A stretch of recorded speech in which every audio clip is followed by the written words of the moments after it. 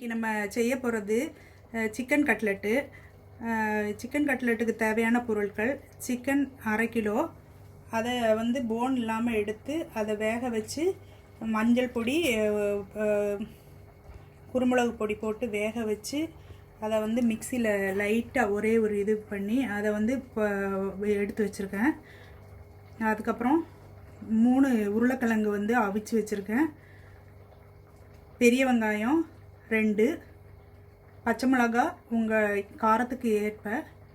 நான் இப்போ எனக்கு 4 பச்சை மிளகா அரிஞ்சு வச்சுருக்கேன்.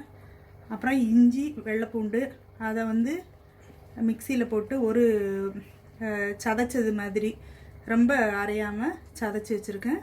அதோட மல்லி இலை, அப்புறமா வந்து குருமிளகு பொடி, மிளகு பொடி எடுத்து அதில் ஆயில் ஊற்றிருக்கேன்.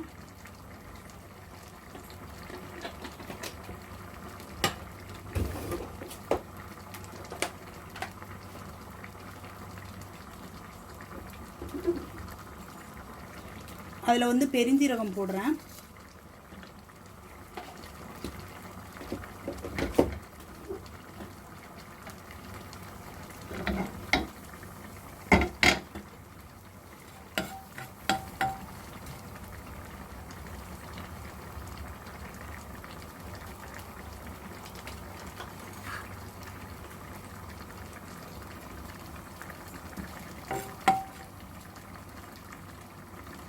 இல்லை, பெரிய வெங்காயம் போடுறேன்.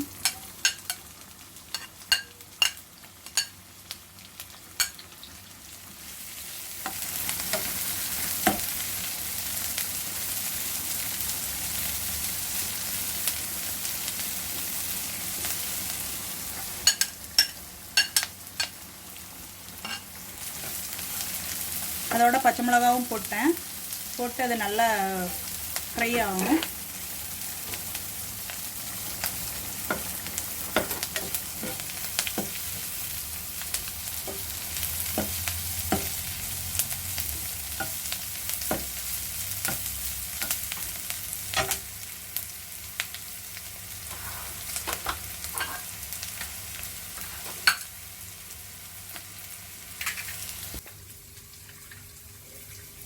உருளைக்கிழங்கை வந்து இப்படி எடுத்து அதை நல்லா உடச்சி வச்சுக்கிறோம்.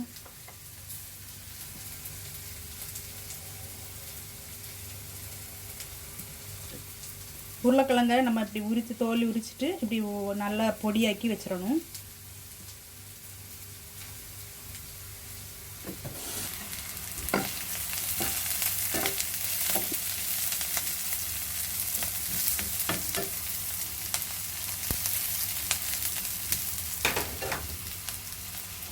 இதில் வந்து இஞ்சி பூண்டு நம்ம தட்டி சதைச்சி வச்சுருக்கோம்ல, அதை போடுறேன்.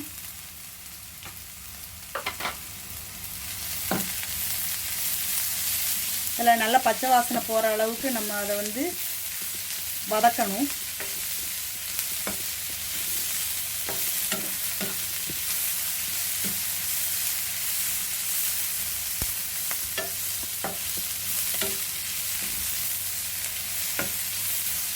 ஓரளவுக்கு நல்லா ஃப்ரை ஆயிடுச்சு. நம்ம வச்சுருக்க சிக்கன் இருக்குல்ல, அதை திருப்பி இதில் போடுறோம்.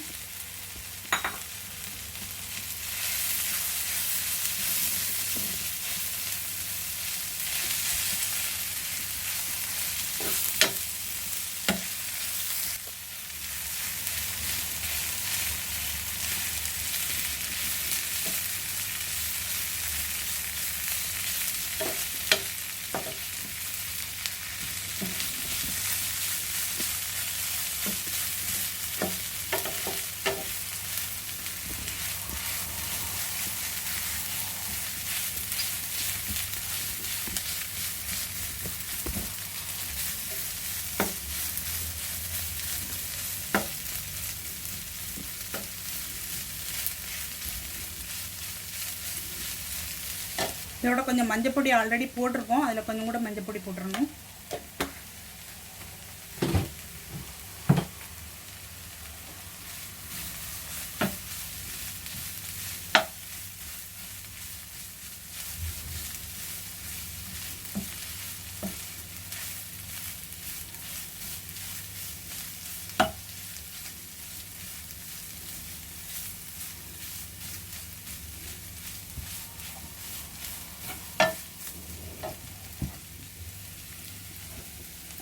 இதோட உப்பு போடுறேன்.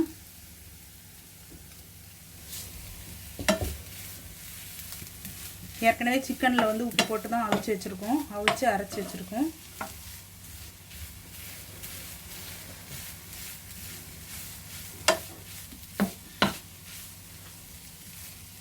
உப்பு உங்கள் டேஸ்ட்டுக்கு போட்டுக்கோங்க, பார்த்துக்கோங்க இடையில இடையில உப்பு பத்துமான்னு. ஏன்னா வெங்காயத்துக்கெல்லாம் நம்ம உப்பு போடலை.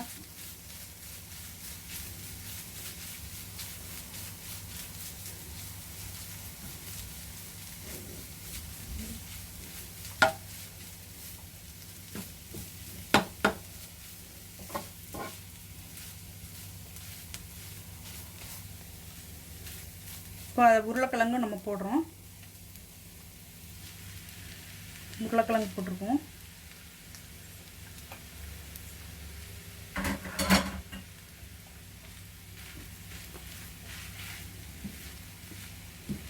உருளைக்கிழங்கு உங்களுக்கு நிறைய வேணும்னா மட்டும் போட்டால் போதும்.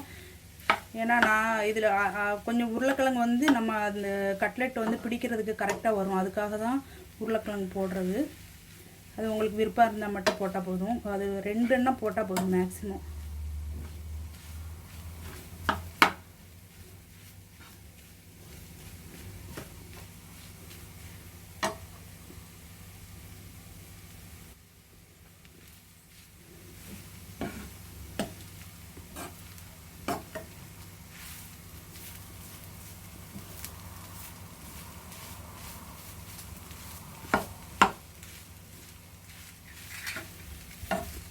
இப்போ பெப்பர் பொடி வந்து நம்ம எடுத்து வச்சுருக்கோம், அதையும் போடுறேன்.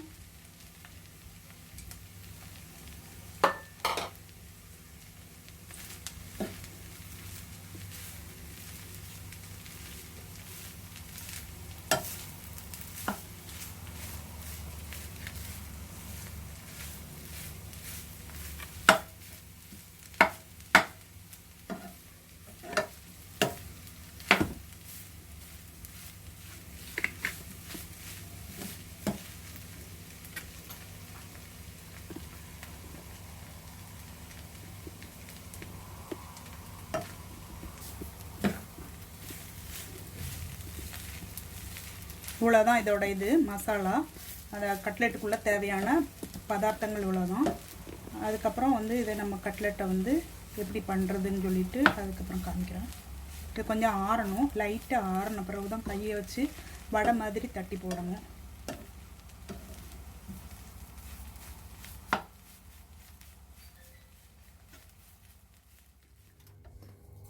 ஒரு பவுல் எடுத்து அதில் வந்து 2 முட்டை வெள்ளைக்கரு மட்டும் எடுத்து அதை பீட் பண்ணி வச்சுருக்கேன். அப்புறம் பிரெட் க்ரம்ஸு, அது கடையில் கிடைக்கும். இல்லாட்டினா நம்ம ப்ரெட்டு வாங்கி அதை வந்து காய வச்சு பிடிச்சி எடுத்தாலும் பரவாயில்ல. அதுக்கப்புறம் இப்போ இந்த இது வந்து கட்லெட்டுக்குள்ளே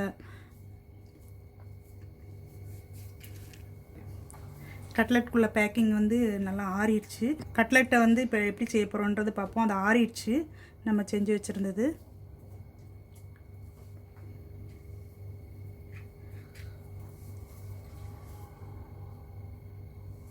இதோட ஷேப் பண்ணுறதுக்கு கூட மார்க்கெட்டில் கிடைக்கி, அது வேணாலும் வாங்கிக்கலாம். இதை முட்டையில் முக்கிட்டு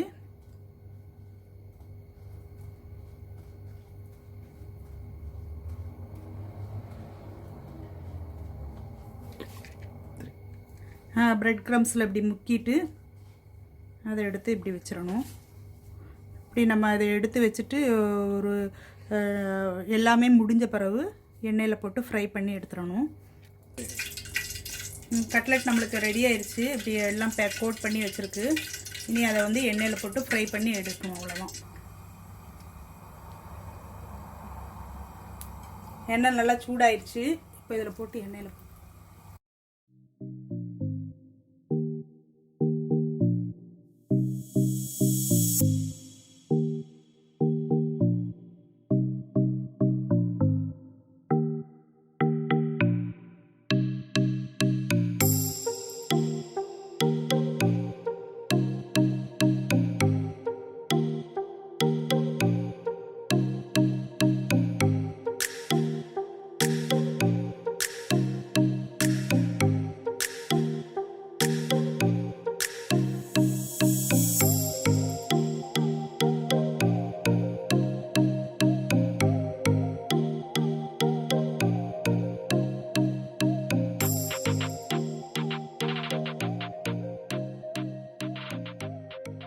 கட்லெட் ரெடி ஆயிடுச்சு.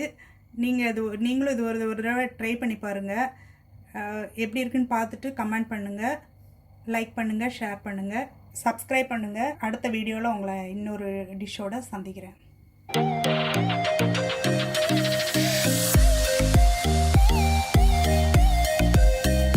பாருங்கள், நம்ம கிறிஸ்பியான